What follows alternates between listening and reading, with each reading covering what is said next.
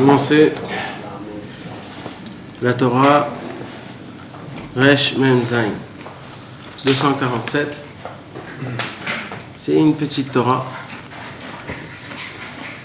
Si à l'œil nu on la voit, on l'étudie, c'est pas évident à la comprendre. Merci.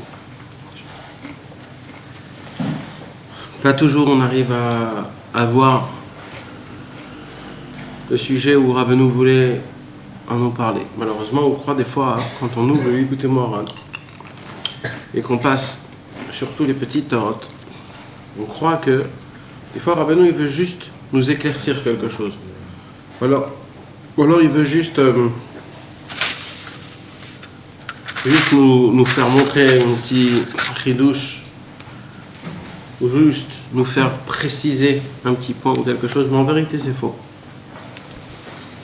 Vous savez ce qu'on dit? On dit que les petits Tosfot dans la Gemara, c'est le Tosfot là où tu vas te casser la tête. On peut dire ça pareil chez Rabbeinu. Les petites Torot de Rabbeinu, si tu n'arrives pas à t'y trouver dedans, alors tu as un grand problème. Il faut se casser la tête pour essayer de savoir qu'est-ce que Rabbeinu voulait nous apprendre dans une Torah pareille. Comme Bezrat Hashem, on approche vers la période qui est un peu difficile, la période de Tisha B'Av, et que pendant Tisha B'Av, Bezrat Hashem, on va lire les keynotes. C'est quoi les keynotes, mes amis? Comment on dit les keynotes en français? Les lamentations. On va lire les lamentations. C'est quoi les lamentations? C'est ce que le prophète Jérémie, il a écrit la Megillat Echa. Et il a écrit la Megillat Echa, vous savez quand? Avant la destruction du temple. Qui l'a dit que le temple va se détruire? T'imagines, quelqu'un il écrit c'est un texte où il sait déjà que le Beth Amikdash, le temple, il va être détruit, et il écrit comme si qu'il est déjà détruit. Comme si que tout est déjà détruit, il écrit une Megillat Echa, les lamentations, comme si que tout est déjà écrit. Et le pire de tout ça, c'est que le prophète Jérémie, il est allé chez tout le peuple juif, et il a diffusé cette Megillah. Il a dit, écoutez, mes amis, ce qui va se passer, le temple, il va être détruit. Et plus que ça. Et je vais même vous lire ce qu'on va pleurer après que le temple soit détruit. Mais le peuple juif, c'était un peuple, jusqu'aujourd'hui, on ne peut pas le comprendre. Parce que d'un côté, c'était malheureusement un peuple où il faisait beaucoup de fautes. Mais d'un autre côté, ils avaient une émouna tellement forte qu'ils se disaient, c'est impossible que Dieu va détruire le temple. Il ne peut pas nous laisser comme ça, c'est impossible. Alors, en étant des malfaiteurs, en étant des fauteurs, en étant des gens qui ne sont pas bien, qui sont contre Dieu, mais en fin fond de leur cœur, ils ne pouvaient pas y croire vraiment qu'Akadosh Baruch Hu peut détruire le temple. Alors qu'est-ce qu'ils ont fait? Ils ont pris toutes les paroles du prophète Jérémie à la légère. Et ils ont dit au prophète Jérémie, mais t'as un problème toi ou quoi? Mais vas-y, rentre chez toi, qu'est-ce que tu nous fais là? Tu nous écris une Megillat Echa comme si que le temple... Mais jusqu'à où t'es allé? T'es allé tellement très loin. Et ils ont commencé à le menacer, au prophète Jérémie. Il y a même écrit qu'ils l'ont jeté des pierres à Briot. Ils lui ont jeté des pierres. Ils lui ont dit, rentre chez toi. Et le prophète Jérémie, le pauvre, il a dû rentrer chez lui. Vous savez ce qu'ils ont fait? Ils ont pris la Megillat Echa à Briot. Et qu'est-ce qu'ils ont fait? Ils l'ont brûlé. Ils ont brûlé toute la Megillat Echa. Quelque temps après, ce qui s'est passé, c'est que le temple a été détruit, comme ce qu'il avait dit, comme ce qu'il avait vu. Et là, quand le peuple juif, ils ont vu que vraiment le mal est venu en eux, là, ils sont allés chercher le prophète Jérémie pour pleurer avec lui. Mais le prophète Jérémie, il n'était plus là. Le prophète Jérémie est parti faire réveiller les morts. Abraham, Yitzhak, Yaakov, Moshe, Aaron, Yosef, David. Il est allé les réveiller pour leur demander qu'est-ce qui se passe, comment ça se peut, qu'est-ce qu'on doit faire. Et là, le peuple juif, ils ont commencé à écrire eux-mêmes leurs lamentations sur le Beth Amikdash.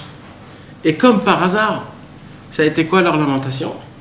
Ça a été exactement la même chose de ce que le prophète Jérémie avait écrit il y a très longtemps, quelques mois ou quelques années auparavant. Donc en vérité, ce que le prophète Jérémie avait écrit, c'était en fait une prophétie de ce que les Bnei Israël allaient se lamenter et écrire et pleurer le Beth Amikdash, et ils l'ont fait faire montrer. C'est comme si quelqu'un il prend une photo de votre futur et qui dit regarde, si tu fais ça, regarde ce qui va se passer. Et nous on lui dit mais qu'est-ce qui se passe, t'es fou toi ou quoi? Et à la fin, le mec il arrive dans cette même situation, il se voit, il se dit purée, il avait raison, qu'est-ce que je dois faire? C'est exactement ce qui s'est passé. Maintenant, il y a quelque chose que c'est dur à comprendre. Je comprends qu'il faut pleurer, se lamenter. C'est important de se rappeler. Il y a des halachot sur le Beth Amikdash. Vous savez, c'est pas juste comme nous on croit. Dans chaque chose, on doit se rappeler du temple. Si quelqu'un il lit les halachot du Shulchan Aruch sur tout ce qu'on doit se rappeler à cause que le temple il a été détruit, on commence à avoir un petit peu peur. Vous savez qu'avant les femmes, ils avaient 24 bijoux. Dans les deux mains, dans les deux pieds, dans les oreilles, même dans le nez. Il y avait avant, il y avait 24 sortes de bijoux. Depuis que le temple a été détruit, ils ont dit on va laisser les bijoux que sur la figure. C'est tout. Après que le deuxième temple a été construit, ils ont dit on va laisser sur les mains. Dès qu'il a été détruit, ils ont laissé sur les mains et ça s'est arrêté là. Mais avant, il y avait 24 sortes de bijoux. Et depuis, on n'aimait plus. Pourquoi? Parce que le temple a été détruit, malheureusement. Mais avant, la vraie beauté d'une femme, c'était sur 24 bijoux, sortes de bijoux. C'est-à-dire qu'on mettait sur le cou, sur le truc, etc., etc. Une femme, avant, il y avait un bijou qui s'appelait Yerushalayim Shel Zahav. Yerushalayim Shel Zahav, vous savez c'est quoi ce bijou-là? C'est une couronne. C'est une couronne, exactement. Rabbi Akiva, quand il s'est marié avec sa femme Rachel, Rabbi Akiva il était très pauvre. Et Rachel, son père était très riche. Mais quand son père il a vu que Rabbi Akiva c'était un homme qui était un Amaharetz, c'était un homme qui ne connaissait pas la Torah. Alors, qu'est-ce qu'il a fait? Il a jeté de chez lui à la maison, lui et sa fille. Il lui a dit maintenant, allez, faites-vous tout seul. Ne vous êtes pas, je ne vous faites rien. Et Rabbi Akiva, on raconte qu'il a dit, t'inquiète pas. Bezrat Hashem, quand un jour je serai riche, je vais t'offrir le bijou qui s'appelle Yerushalayim Shel Zahav. C'était un bijou qu'on mettait sur les cheveux, c'était comme une couronne qu'on mettait sur les cheveux. Et c'était un bijou qui était très très très important. Maintenant, avant, tout le monde portait ce bijou-là. Il y avait des gens, c'était pas que en or, ça dépend. Mais tout le monde avant, il mettait ce bijou-là. Ce bijou-là, depuis, on le met plus. On le met plus. Pourquoi? Pour cette raison-là. Pour la raison du temple qui a été détruit. Quand on achète une maison, c'est important de laisser 50 cm sur 50 cm un endroit où c'est pas peint, où c'est encore avec le béton. Pourquoi? Parce qu'on ne peut pas terminer une maison à la perfection quand Dieu lui-même n'a pas de maison. Quand un homme il se marie, on casse un verre. Ou alors on met de la cendre sur les cheveux, ça dépend des coutumes. Sur chaque chose qui se passe, sur chaque chose qu'on fait, tout le temps on se rappelle du temple.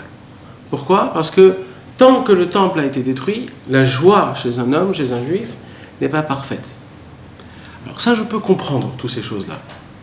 Mais moi, la question que je veux poser, c'est comment ça se fait que pendant des millénaires, on nous demande de pleurer le Beth Amikdash, on nous demande de s'endeuiller complètement dans le Beth Amikdash.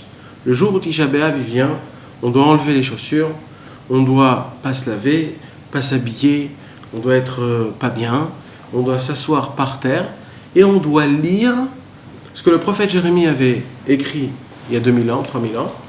On doit le lire et on doit faire comme si que c'était il y a 2000 ans. Pourquoi il ne suffit pas juste, par exemple, de jeûner comme dans les autres jeûnes, le 10 Tevet, le 17 Tammuz? Juste on jeûne. Il s'est passé la même chose. Il s'est passé que le temple a été détruit. C'est les mêmes choses. À Tisha B'Av, il a été complètement fait. Et la première fois, là où ils ont fait la brèche, là où ils ont cassé la muraille de Jérusalem, ça aussi, ça s'appelle...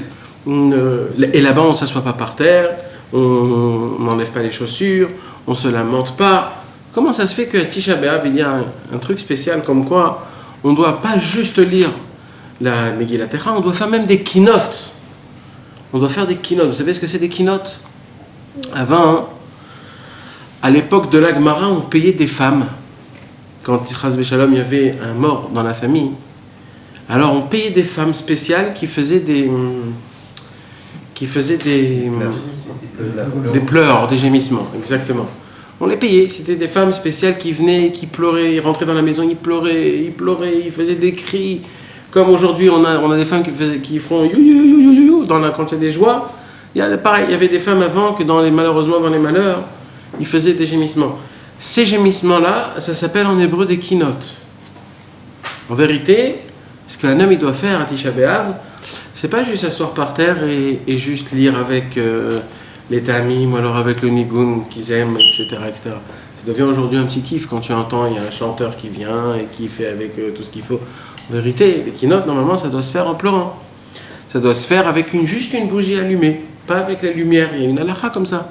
Pourquoi? Pour essayer de se mettre dans tout le inyan, pour essayer de ressentir ça. La question que je pose, c'est qu'est-ce que les sages veulent de nous en faisant tout ça? Parce qu'on sait très bien que ce n'est pas une cérémonie, la Torah. On sait très bien que la Torah, ce qu'elle nous demande, il y a bien quelque chose derrière qui se cache. Je vais même vous poser la question, est-ce qu'on pleure vraiment le Beth Amikdash qui a été détruit? Eh bien non. On pleure le Beth Amikdash, pas parce qu'il a été détruit, parce qu'il n'a pas été construit. Tous les jours qui passent, et que le Beth Amikdash n'est pas construit, c'est pour ça qu'on pleure. Pas parce qu'il a été détruit il y a 2000 ans. Parce qu'il a été détruit 2000 ans, on ne pleure pas sur quelque chose qui est passé. C'est passé, c'est terminé. Rabbi Nachman nous apprend de ne jamais regarder le passé.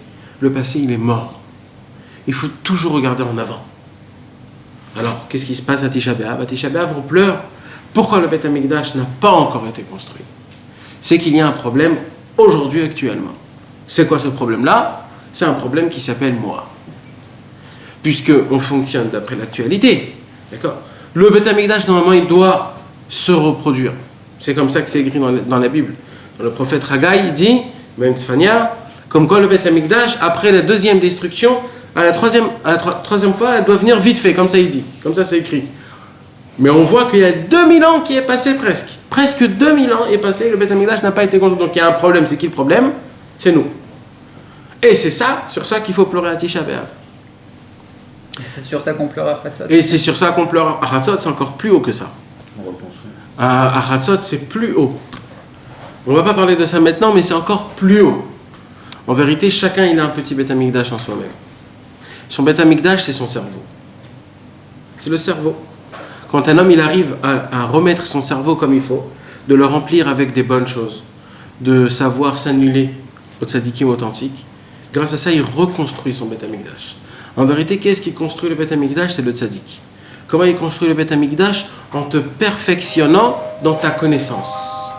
C'est ça la construction du temple, c'est quoi? C'est de se perfectionner dans la connaissance, comment appliquer toute la Torah dans le vrai et bon chemin. C'est ça la construction du Beth Amikdash. Si on arrive chacun à le faire, on arrive à l'amener à la construction. Si on ne le fait pas, c'est parce que ça n'a pas été encore fait. Notre travail, essentiel travail, c'est de remplir notre connaissance, de savoir de Dieu, du da'at, le remplir à perfection, et c'est pour ça qu'on pleure. Tikkun Chatzot, c'est qu'on ne le fait pas. Maintenant, on va revenir chez nous. La question que moi je pose, c'est qu'est-ce que Dieu attend de nous quand on va faire toutes les keynotes? Que, entre nous, vous savez, des fois, on ne sait même pas ce qu'il y a écrit, des fois. On ne comprend même pas les mots qu'il veut dire. On s'assoit, c'est vraiment une cérémonie, c'est vraiment une blague. C'est devenu une blague, mes amis. Tisha B'Av, presque on attend qu'il passe. Vous savez, le seul jour, Rabbi Nathan, quand il a perdu Rabbi Nachman de Breslev, c'est plus grave comme un papa perd son fils. C'est plus grave comme un homme perd sa femme. c'est plus grave comme un homme perd son père et sa mère en même temps. Quand Rabbi Nathan a perdu Rabbi Nachman de Breslev, mes amis, Rabbi Nathan n'était pas bouleversé. Il n'était pas traumatisé. Il était complètement explosé. Rabbi Nathan, comme il avait assez de force comme il fallait, il essayait de se cacher, de cacher sa tristesse. Mais il y avait un seul jour où ce jour-là, c'était le jour là où il débloquait tout. Ce jour-là, c'était le jour de Tisha B'Av. À Tisha B'Av, il se lâchait complètement. Rabbi Nathan, à Tisha B'Av, il s'enfermait dans une cave, le soir même, et il ouvrait cette cave le lendemain après Chatzot Hayom. Il ne bougeait pas de cette cave. Personne ne le voyait, il n'y avait rien. Il était assis là-bas, et rien qu'il pleurait et il hurlait. C'est tout ce qu'il faisait. Pendant 14 heures, 15 heures, d'affilée, sans s'arrêter. C'était là où il se lâchait, il lâchait tout ce qu'il avait en lui de Rabbeinu. Et vous savez, c'est quand qu'il remontait? C'est quand il disait à Rabbi Nathan, je ne remonte pas tant que je ne vois pas la face de Rabbeinu. Dès que je vois la face de Rabbeinu, je suis consolé, et là je peux remonter. Et c'est là où il remontait. Tous les jours, tous les Tisha B'Av, c'était comme ça avec lui. C'était le jour du consolement. Vous savez, Rabbi Levi Yitzhak de Berdichov, il reconstruisait, bien sûr, sinon il ne remontait pas.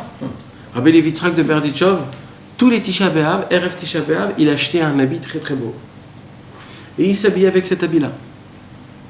Il sortait avec cet habit quelque part pour essayer de voir l'horizon. Et il attendait que le Mashiach vienne. Parce que c'est écrit que le Mashiach, il est né à Tisha B'Av. Alors lui, il sortait avec ses beaux habits, il achetait des très beaux habits pour recevoir le Mashiach tous les Tisha B'Av. Tous les Tisha B'Av, il arrivait à côté d'une petite montagne comme ça, et il attendait. Dès qu'il voyait que la Shkia est rentrée, que le soleil est descendu, et que le Mashiach n'est pas venu, là il déchirait ses habits, et il commençait à pleurer. Pourquoi je vous raconte toutes ces histoires-là? Parce que nous, on croit que Tisha B'Av et les 3 semaines avant, c'est un temps d'angoisse, un peu de rasra, on ne se sent pas très bien, vivement que ça passe ces temps-là, etc., etc. Ça, c'est à peu près ce qu'on ressent à peu près tous. Mais moi, je voudrais aujourd'hui essayer de réparer cette sensation-là, car ce n'est pas du tout la sensation qu'on doit avoir. Maintenant, je vais passer à quelque chose d'autre complètement. Et après, on va refaire la boucle. Vous savez, dans l'Agmara, l'Agmara, c'est la Torah orale qu'on a reçue de Moshe Rabbeinu et qui était interdite d'être écrite pour pas que les autres peuples nous la volent, comme ils ont volé la Bible, parce qu'elle a été écrite, au moins que la Torah orale ne soit pas écrite, comme ça, les peuples ne nous le prennent pas. Et c'est quoi la Torah orale? La Torah orale, c'était une yeshiva, plusieurs yeshivot, qui étaient assis là-bas, tous les sages, qui mettaient un passouk, et que chacun essayait de parler au sujet du passouk. Qu'est-ce que toi t'as appris? Qu'est-ce que toi t'as appris? Et vas-y, pour parler, tout le monde parlait, moi j'ai appris comme ça, moi j'ai appris comme ça. Et de ça, c'est fait la Gemara, le Talmud. Un tel dit ça, un tel dit ça, et vas-y. Maintenant, d'après ça, c'est comme ça qu'ils ont formulé et écrit toutes les halachot, c'est-à-dire le mode d'emploi, le code, comment un juif il doit se conduire. Par contre, il y a des fois, dans la Gemara, des endroits où il pose un problème et que tout le monde essaye de parler de ce problème et d'essayer d'arranger ce problème dans la halakha, mais des fois, ça arrive comme quoi on ne sait pas quoi dire, on ne sait pas quoi répondre à ce problème-là. C'est comme ça. Et la Gemara, qu'est-ce qu'elle dit, la Gemara? Pour arriver à un point final, la Gemara dit Teiku. C'est quoi Teiku? Teiku, Tishbi, Yetaretz, Kushiot, ou Bayot. Comme on ne connaît pas la réponse à ce problème-là, ce sera Eliyahu Hanavi qui va venir nous répondre à nos problèmes. C'est ça que ça veut dire Teiku. Entre parenthèses, c'est comme Teko. Teko, c'est 0,0. Ça veut dire on ne sait pas. Il y a toujours un petit lien. Ouais. Teiku, donc, c'est quoi? C'est Tishbi et Taretz Kushot ou Bayot. On attend que Eliyahu Hanavi viendra pour essayer de nous éclaircir sur ce point-là. Et dans la Gemara, il y a plusieurs fois écrit ça. Chaque fois qu'il y a un problème, chaque fois qu'il y a quelque chose qui n'est pas compréhensible, normalement, on arrive à résoudre. Mais à des fois, on n'arrive pas à résoudre, alors on dit que Eliyahu Hanavi viendra et il va répondre à ça. Maintenant, le Zohar HaKadosh, Rabbi Shimon Bar Yochai, il est venu et il a dit un chidouche. Rabbi Shimon Bar Yochai a dit, vous savez, c'est quoi le mot Teiku? C'est pas pour rien hein, que le mot teiku, ça veut dire qu'en fait, Elionavi viendra nous répondre. Il dit Rabbi Shimon Bar Yochai, teiku, si vous voyez, c'est écrit comment? Taf, Yud, Kuf et Vav. Maintenant, le Vav, c'est quoi? Il est petit. Il dit Rabbi Shimon Bar Yochai, si vous allongez le Vav, ça vient le mot tikkun, réparation. Donc, tant qu'il n'y a pas le long Vav, ça veut dire teiku, c'est pour ça. Il n'y a pas de réparation. Parce qu'il n'y a pas de réparation. C'est la raison pour laquelle vous ne comprenez pas le problème. Il y a un problème dans la Gemara, on n'arrive pas à le répondre. C'est pour ça qu'on l'appelle teiku. Teiku, ça veut dire quoi? Ça veut dire qu'il n'y a pas encore le tikkun. C'est teiku. Il n'y a pas le tikkun parfaitement. C'est teiku. C'est pour ça qu'on a un grand point d'interrogation et qu'on ne sait pas le problème. Par contre, il dit Rabbi Shimon, si on allonge le Vav, grâce à ça, le Vav devient un Nun Sophite, et le Nun Sophite, il forme le mot Tikkun. Tikkun, c'est quoi? C'est la réparation. Déjà là, on apprend quelque chose. C'est quoi? Qu'est-ce que je vous ai dit tout à l'heure? Je vous ai dit tout à l'heure que toute la réparation du Beth Amikdash, il dépend de quoi? Du savoir, de la connaissance. Et quand je parle du savoir et de la connaissance, je ne parle pas du savoir et de la connaissance générale, même de la Torah. Je parle du savoir et de la connaissance de Dieu. Malheureusement, il y a possibilité d'étudier beaucoup sans être attaché à Dieu. Malheureusement, il y a beaucoup de possibilités de faire beaucoup de choses, même des mitzvot, même de faire des... Mais quand même, tu n'es pas attaché à Dieu. Tu ne fais pas les choses pour être connecté avec Dieu. Vous savez, c'est quoi l'inverse du mot tikkun? Nituk. Nituk. Nituk, c'est quoi? Détachement. Le détachement de Dieu. En vérité, le problème du teiku, c'est le détachement de Dieu. Les mêmes lettres de tikkun, c'est les mêmes lettres de kinot. Kinot et tikkun, c'est les mêmes lettres. Donc, kinot, tikkun et nituk, ce sont tous les mêmes lettres, en vérité. Rabbeinu veut nous apprendre quelque chose de très simple. Tout le seul problème, c'est quoi? C'est le manque de connexion avec Dieu. Un homme, il peut tout faire. Il peut tout faire. Il peut arriver à la perfection. Mais tant qu'il n'y a pas la connexion avec Dieu, on a un grand problème. Tout ce qu'on fait, ça reste terrien. Nous, on a besoin que les choses puissent monter dans le ciel pour que je puisse être connecté avec Dieu, de ressentir Dieu, de vivre Dieu, de l'avoir dans ma vie, quand je bois, quand je mange, quand je m'assois avec mes amis, quand je dors, quand je suis aux toilettes, quand je prie, quand j'étudie. De ressentir Dieu, d'essayer de le vivre, de ne pas toujours se sentir tout seul, ou alors dépendant de ce monde, de l'argent, ou alors de son travail, de sa femme, de ses enfants, de sa maison, de ses habits, de sa voiture. On est tous dépendants de ces choses-là. Quand tu es dépendant de quelque chose, automatiquement, tu es indépendant de Dieu. Et là, c'est très grave. La seule personne que tu dois être dépendant, c'est que de Dieu. Quand tu n'es pas dépendant de Dieu, tu es nituk. Tu es déconnecté. Quand tu es nituk, alors tu dois faire des kinotes. Et quand tu fais des kinotes, tu arrives au tikkun. C'est ça, cette Torah. Tout commence par le nituk. Toute la destruction du temple a été faite à cause du nituk. Parce qu'on a été déconnecté. Donc Kadosh Baruch Hu, il a créé une maison. C'était le Beth Amikdash. Et grâce à cette maison-là, on pouvait tout le temps se connecter avec Hachem, tout le temps.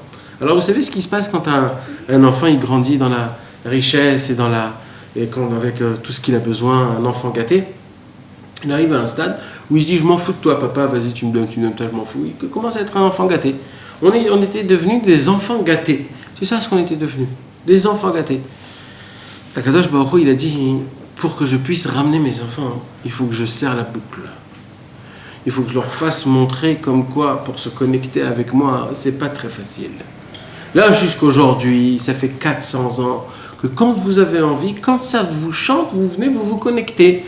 Vous amenez un sacrifice, vous venez voir le Kohen Gadol faire son travail au Beth Amikdash, vous voyez tout ce qui se passe à Pessah, à Kippour, etc. Les grandeurs qu'il y avait au Beth Amikdash, tout de suite, une personne, elle venait, bam, tout de suite, elle était connectée, elle voyait Dieu, elle parlait avec Dieu, on entendait, il n'y avait aucun problème.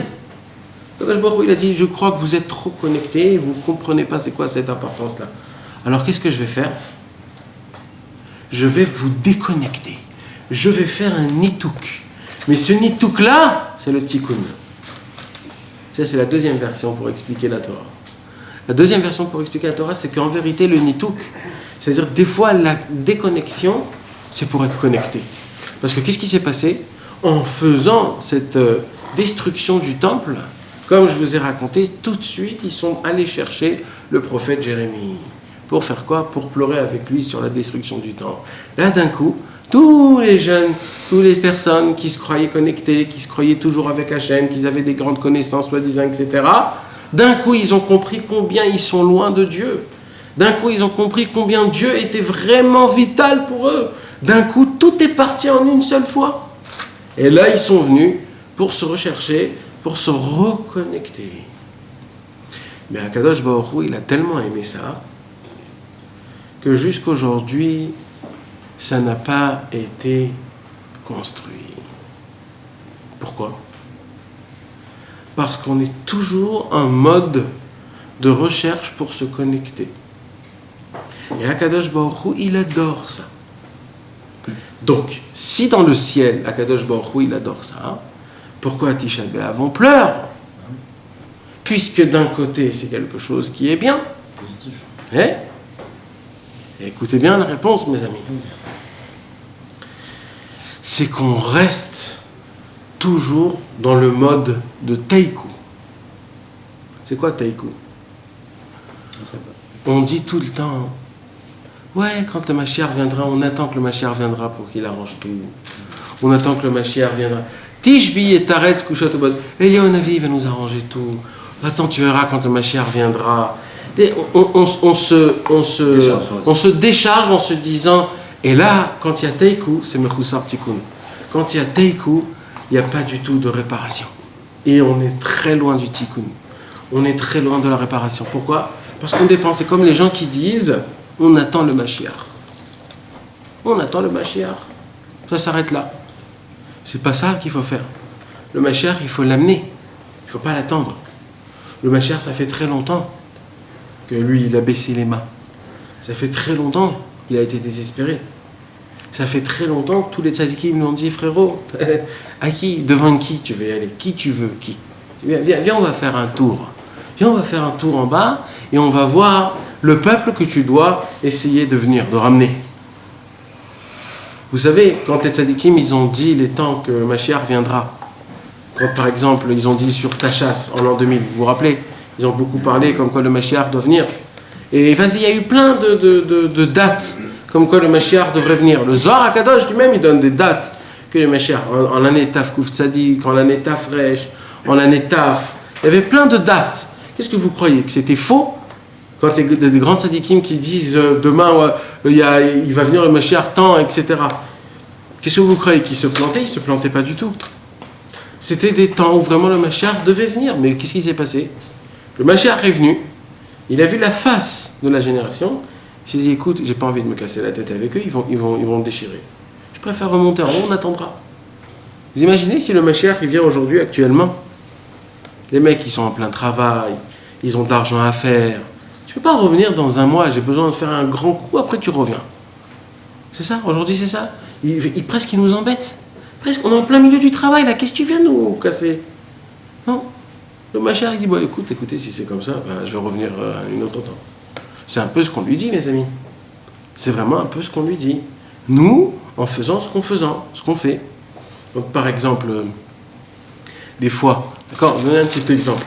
Quand il y a un cours, des fois, et que je suis fatigué et que je ne viens pas au cours, ça veut dire quoi en autres termes? C'est comme un petit peu comme si que le Mashiach vient, et il vient pour donner sa semence de vérité, sa réfoua. Et le mec il dit, écoute, je suis fatigué, là, je reviens du travail, je reviens demain, j'aurai plus la pêche. C'est un petit peu ce qu'on lui dit en fait. Où est la différence? Puisque les deux c'est la Torah, les deux c'est la même chose. Alors, où est la différence? Donc en vérité, mes amis, quand des fois on a un office, on est fatigué, je le fais l'office ou je le fais pas, il est tard, oh là là, je suis fatigué, il est 11h du soir, je peux faire vite. Je me couche, je suis au lit, j'ai la couette qui est sur moi. Est-ce que je me lève du lit ou je me lève pas du lit? On se dit, bon allez, ça va, demain je vais faire 2 shacharit, là je suis trop fatigué. Qu'est-ce qui s'est passé là? Là on a dit, oh ma chère, écoute ma chère, Je t'aime, c'est vrai, mais je suis fatigué. J'aime plus mon lit, ma couette et mon coussin, je l'adore plus. On est très faible.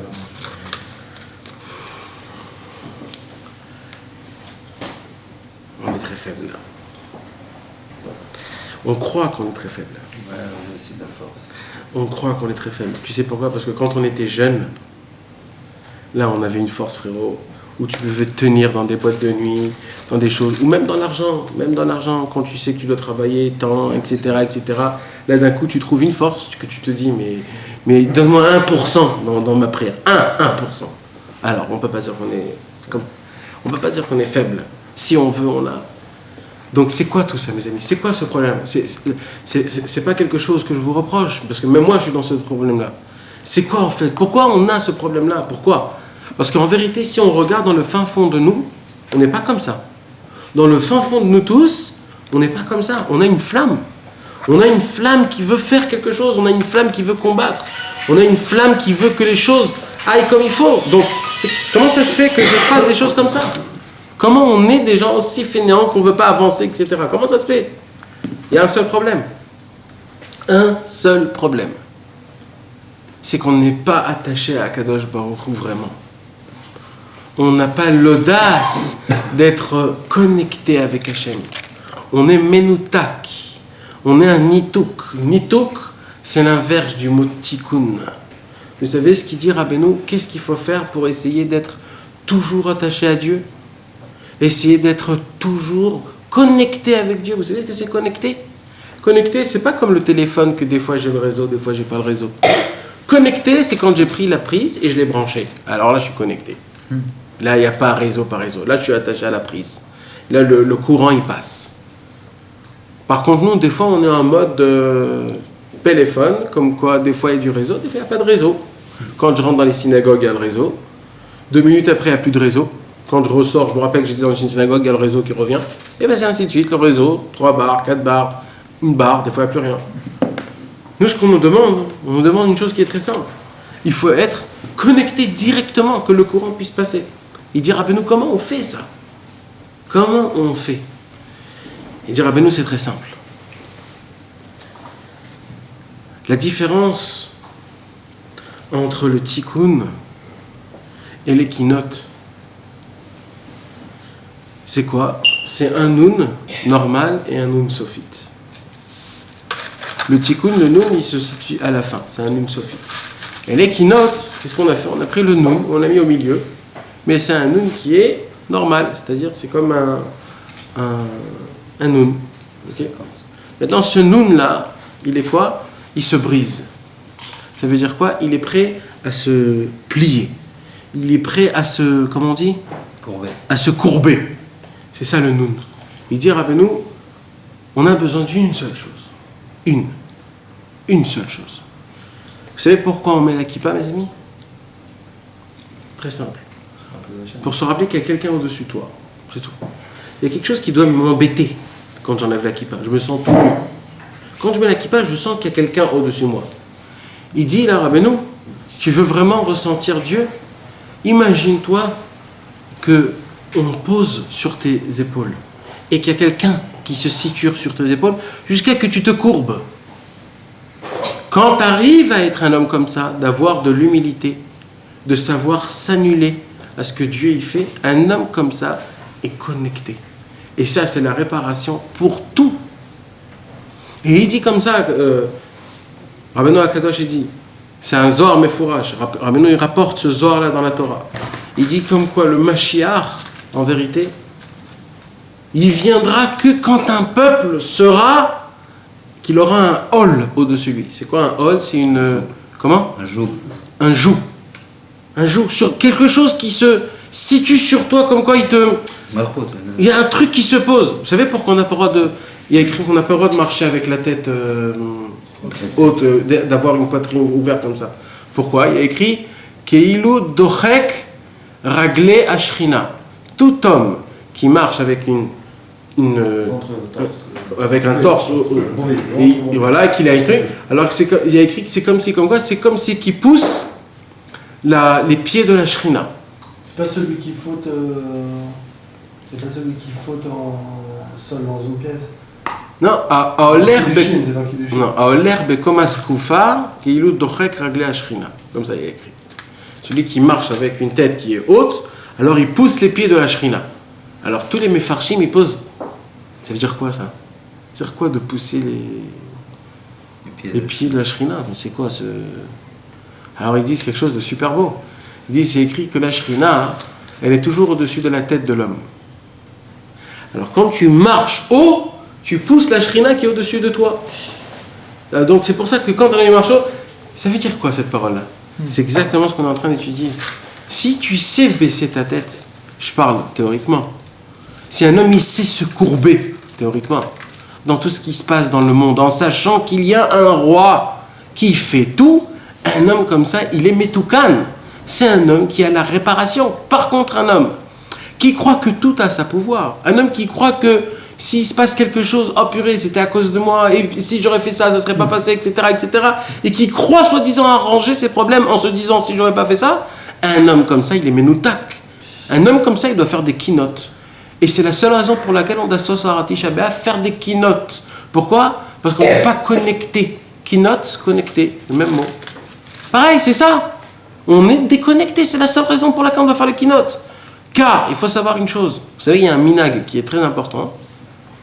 C'est à Tisha B'Av de prendre les keynotes et de les laisser à la synagogue. De ne pas les ramener chez eux à la maison. Je ne sais pas comment on dit en hébreu, en français, les keynotes. C'est pas les lamentations. Les lamentations, c'est Echa.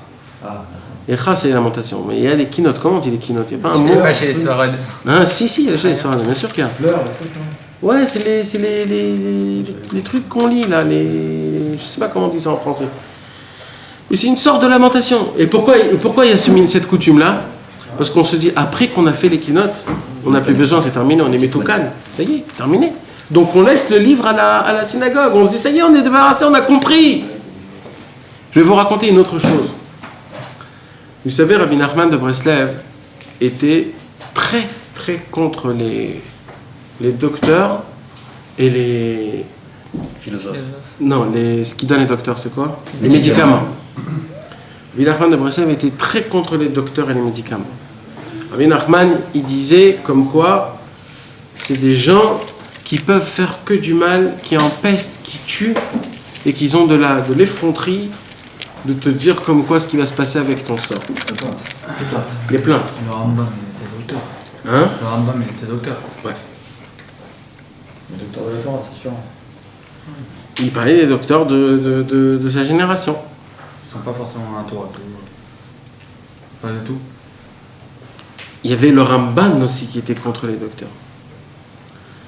Le Ramban, il dit que celui qui va chez les docteurs, c'était dans la paracha, c'est un pirouge sur la Torah, il dit que celui qui va chez les docteurs, c'est un manque d'émouna. Je n'étais jamais d'accord avec le Rambam. Ouais. Même Agmara Kedushin a dit que le Rov chez Barofim la Gehinnom. Tov chez Barofim la Gehinnom. Le meilleur des docteurs qui va au Gehinnom. Mais Kitsour, donc Rabbi Nachman de Breslev était vraiment contre les docteurs et les médicaments. Maintenant, un jour. On ne veut pas se soigner les fois. Ouais, il faut se soigner. Non, On a plus le remède. celui qui croit qu'une fois par fête, il dit qu'il guérit naturellement avec ce qu'il mange et ce qu'il boit. Ouais. On sait faire Midat. Non, écoutez-moi. Ran. C'est-à-dire qu'il dit qu'il y a une plante pour chaque organe. Ouais. Non, mais à part les plantes, C'est déjà une sorte de troufa, ça, non? il dit Rabbeinu, un homme qui a la Emouna, Voilà, mais il dit que celui qui a avec du pain et de l'eau, il est guéri. Mais pourtant, Il avait dit à sa vie. il y a des halachot que quelqu'un qui est malade, il pourrait aller se soigner chez un docteur et tout ça. Donc on voit bien qu'il y a oui, il y a d'aller chez le docteur. Ouais.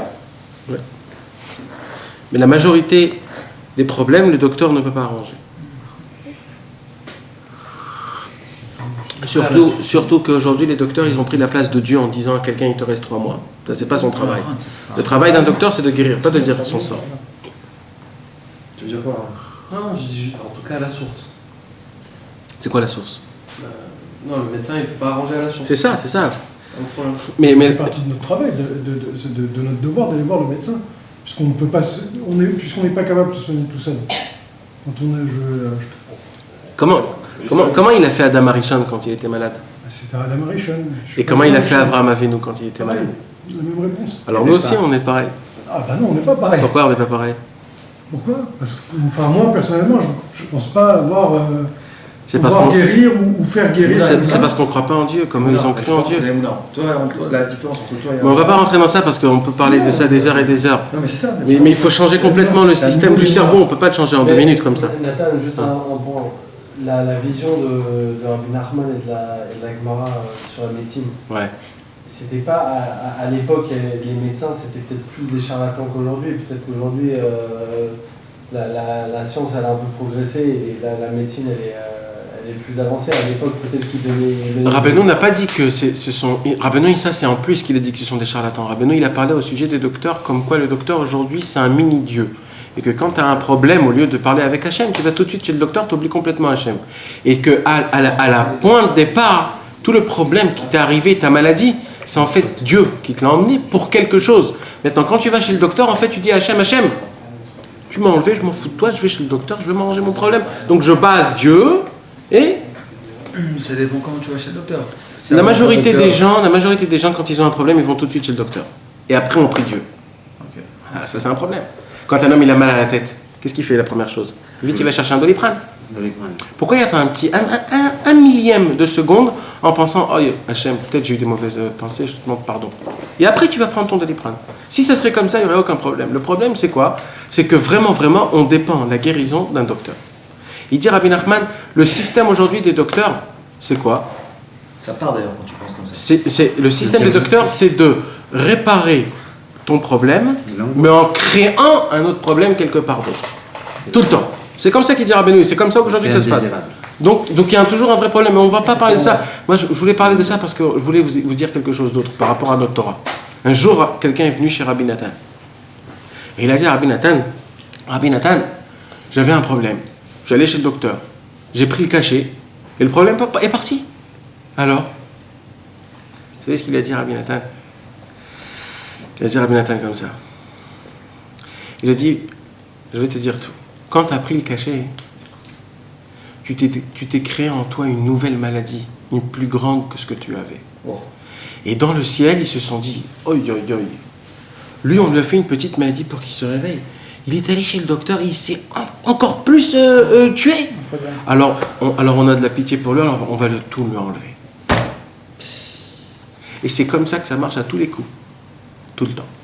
C'est des charlatans, quoi, en fait. Maintenant, pourquoi je vous dis ça? C'est très simple. C'est exactement pareil ici. Tout le inyan de ce qu'on vient de dire là, mes amis, c'est quoi? Quand on va faire le kinot et les tikkun à Tisha B'Av, on va s'asseoir, on va pleurer, on va faire des lamentations. Sachez une chose qui est très simple. Si on ne pleure pas sur notre sort spirituel, on va pleurer sur notre sort matériel. C'est comme ça que ça marche. Alors c'est simple. Tu choisis. C'est là où tu as envie. C'est comme ça que ça marche. Et c'est comme ça. Parce que quand un homme ne pleure pas sur son sort spirituel, pourquoi? Alors les problèmes, ils doivent venir dans tous les cas. Il y a écrit dans ce monde-ci. Adam la Amal Yulad, c'est Shlomo Ameler qui est venu et qui a dit. Dans ce monde, c'est un monde où tu es obligé de savoir faire quelque chose, tu dois toujours être en combat. Maintenant, tu as la possibilité de choisir ton combat. Tu veux t'avoir un combat en t'asseyant sur une chaise, en étudiant et en essayant de prier avec concentration, en essayant d'être bon, etc., etc. Ok, ça va être ça ton combat. Par contre, tu veux pas faire ça, alors tu vas avoir un autre combat dans des autres choses. Sachez une chose, quand un homme, quelqu'un, il fait attention à ce qu'il fait, il essaye d'être toujours connecté, il se rappelle que Akadosh Baruch Hu, il est là, et que c'est Hachem qui fait tout, à tout moment et à tout instant, et que tout ce que le monde m'entoure et qu'il essaye de me faire, tout ce qu'il essaye de me faire, c'est que pour essayer de m'enlever ce fait que je me rappelle que Akadosh Baruch Hu, il est avec moi. Tant qu'on n'a pas ça tout le temps dans notre tête, on est tout le temps touché. C'est pour cela que à Tisha B'Av, quand on va s'asseoir, en vérité, c'est quelque chose de très important et de quelque chose de gai.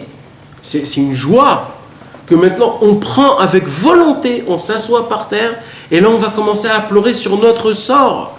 Sur notre sort. Que à cause de notre sort, le Beth Amikdash n'est pas encore détruit. Construit, pardon. Et là, mes amis, il y a un sens à tout le Tisha B'Av. Que pourquoi? Parce que ça commence à devenir de l'actualité. Là, c'est vraiment moi, il faut bien que je change. Parce que si je continue comme ça, alors quoi? Chaque année, on va refaire la même chose. Chaque année, on va dire, cette année est passée 2000, etc., 1980. Chaque année, on va répéter cette même chose.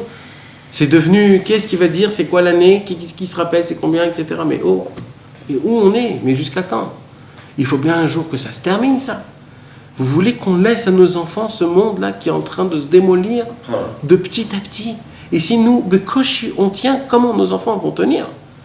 Mais qu'est-ce que vous croyez, mes amis? On dort chez nous à la maison, on regarde des films, on entend des musiques, on va au travail, le temps passe, mais on ne fait pas attention à ces choses-là. Mais qui nous permet de laisser nos enfants à un monde pareil? Qui nous donne l'autorisation? Qui? Personne au monde. On a l'obligation d'essayer d'améliorer ce monde, au moins son entourage, en essayant de recevoir sur nous-mêmes la connexion de Dieu.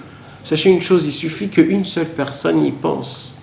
Toujours à Hachem, en étant toujours connecté, ça se contamine. Cet homme-là, il contamine ses amis. Automatiquement, un homme qui pense à Dieu et qui sent, il contamine ses amis. Ses amis voient comme quoi cet homme-là, il est attaché à Dieu, il parle de Dieu. Il ne fait pas le même compte. Quand il parle avec sa femme, ce n'est pas un même langage. Automatiquement.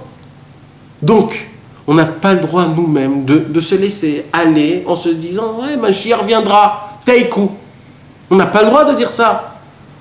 Aujourd'hui, on a toujours à dire « Ouais, quand Mashiach reviendra », parce qu'on n'en peut plus. Là, on attend, il y avait vraiment que Mashiach qui peut aider le truc. Mais jamais de la vie, mes amis. Im en anili mili. Si moi, je ne vais rien faire pour moi-même, personne au monde va faire pour toi. Vous savez, quand le Mashiach viendra, ce ne sera pas comme on croit, il va faire comme ça et le monde va devenir comme il faut. Le Mashiach devra aller travailler, ramener tout le monde au service divin. Maintenant, vous savez, ça ne va pas se faire en un jour. Ça va prendre des années, des années. Les gens qui n'ont pas fait pour eux-mêmes, le Mashiach, eux, il va dire, ceux-là, ils sont pour la fin. Donc, si nous, on ne se prend pas nous-mêmes en main, on va nous garder à la fin, donc on va être les misérables. Si on se prend dès maintenant, ce sera nous les premiers que le Mashiach va mettre dans son calepin.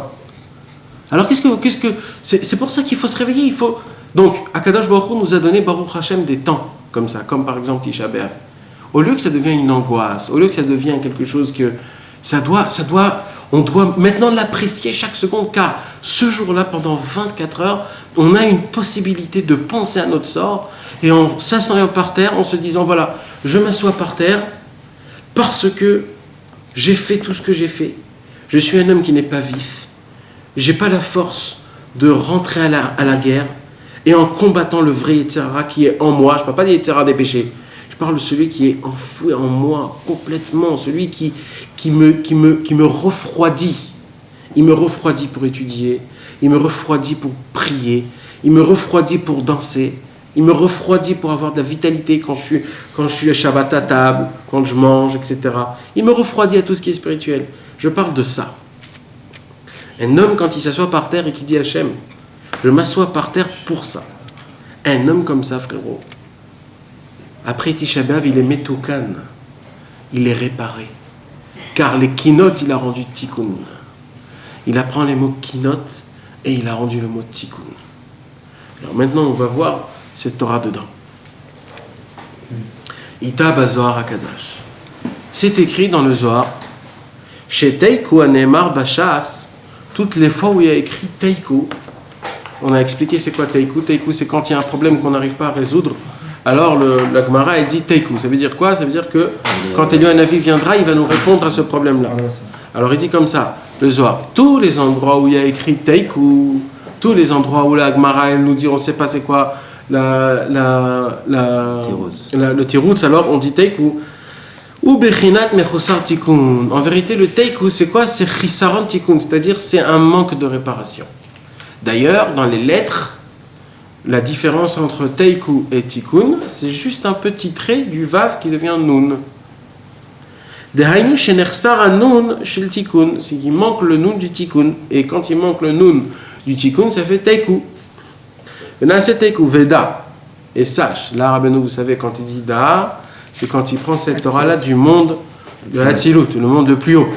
Il dit Veda, et sache, chez Zot Anun Pshuta, ce Nun simple, que Shenerseret Me'atikun, Venase Bechinat Teiku, quand ce petit Nun qu'au début il était tikkun, au début il était en stade de réparation, et que du stade de réparation il passe au stade de destruction, c'est-à-dire il passe du tikkun à teiku. Azai inishpelet venirpefet. Alors ce nun-là, il commence à être courbé, il commence à être anéantir, il commence à perdre de sa force.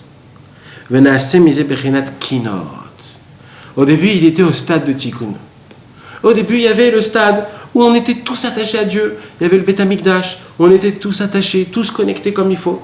Mais il s'avère qu'on doit passer du niveau au tikkun au matzav de teiku. Pourquoi on doit passer du matzav de tikkun au matzav de teiku? Parce qu'on dépend tout à Dieu, soi-disant, en disant oui, le Mashiach viendra, il va arranger ça, oui, ça, c'est ça. Nous, on ne fait rien. On s'assoit par terre, on se dit comme ça, et tout va se faire. Comme les gens qui disent le Mashiach, on attend. Comme les gens qui disent un jour je vais faire ça, un jour je vais m'améliorer, un jour. Toujours ils dépendent de quelque chose. Eux ils s'assoient et ils se disent ouais, ils se laissent aller. Il dit vous laissez aller. Alors du niveau de tikkun vous allez passer au teiku. C'est ça votre teiku à vous. C'est quoi votre teiku? C'est que tout vous disiez l'autre il va m'aider, l'autre il va me faire. Eliyahu Hanavi viendra me répondre à mes questions. C'est un mec qui vient et qui se dit moi je me casse pas trop la tête. Alors il dit Rabbeinu quand tu es teiku, alors il se fait keynote. Là il se fait, comment t'as dit, les plaintes. Là on commence à se dire oh là là, qu'est-ce qui va se passer avec moi? Et là tu t'assois par terre et tu te dis avant c'était mieux. À l'époque, il y a Chasra, comment j'étais jeune et beau, comment j'étais maigre, comment j'étais musclé, regarde comment j'étais bronzé. Et on commence à voir des photos, etc. On commence à apprécier notre époque d'avant. Et ça mes amis, c'est pareil en spiritualité mes amis. C'est exactement pareil. On tombe et on tombe et on tombe et on tombe et on se dit purée avant comment c'était. Avant en France j'étudie mieux qu'en Israël. Qu'est-ce qui se passe? Je sais pas. En France j'étais plus religieux. Je suis venu en Israël. Je me sens plus. Je sens plus. Des mots comme ça qu'on sait pas c'est quoi ce truc. On était au niveau de tikkun. À cause du teiku on est passé au keynote. En fait tout ça s'appelle nituk. Ça s'appelle nituk. On est déconnecté. Et vous savez comment Rabbeinu il termine cette Torah?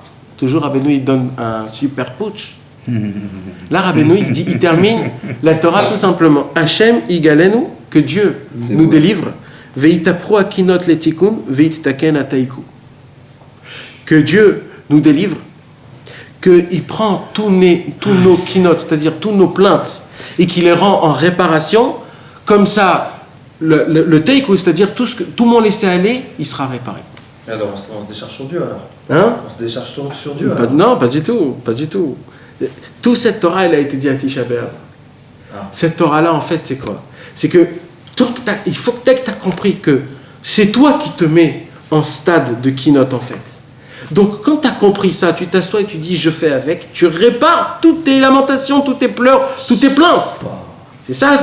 Et là, tu es en tikkun. Et c'est pour ça qu'après tu prends le livre des keynotes et tu dis salut, il ne reste plus rien.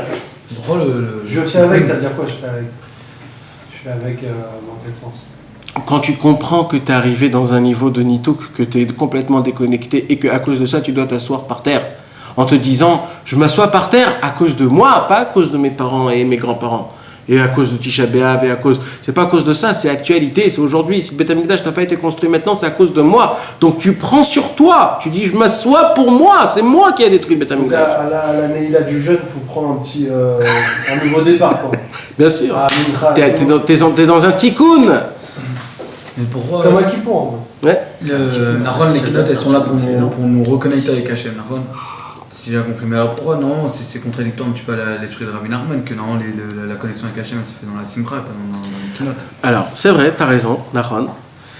Mais des fois, d'abord il faut que tu saches que c'est beau parce que Tisha B'Av c'est un jour dans l'année. Tu sais ce qu'on dit? On dit des doutes, on doit faire Lev Nishbar, c'est-à-dire on doit briser notre cœur. Et pareil, tu peux poser la même question. Comment Rabbeinu il demande? Alors c'est ce qu'il dit Rabbeinu? Il dit Rabbeinu, tu arriveras à faire 1 heure par jour le cœur brisé, si 23 heures par jour, t'es Bessimcha. Ça dépend.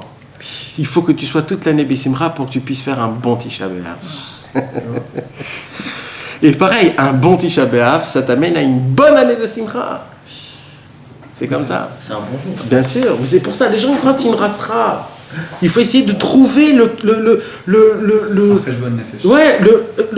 comment ça s'appelle là, C'est Louis Baudédou. ton ribour, le ribour, comment dire un ribour il faut trouver la connexion dans ce jour-là. C'est vrai que c'est un jour qui est déprimant, mais il ne faut pas être déprimé, ça doit être une nechama. On doit être consolé à la fin de ce jour. Après la Géoula, ça va devenir une grande fête. Ouais, Nachon Tisha B'Av, ça va devenir le Pessah. Ça va devenir Pessah. Ça va devenir la plus grande fête.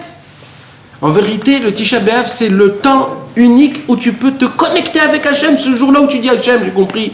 Toute cette année-là, j'ai fait des gaffes de folie. J'étais complètement basé. Je n'étais pas compté. Je sais, j'ai tout fait sur moi. Et j'ai été complètement déconnecté. Et à cause de ça, je dois lire des keynotes. Mais je vais lire les keynotes en sachant que c'est moi qui me les fais. Je vais me réparer. Et à la fin de ce soir, je vais rentrer dans le tikkun.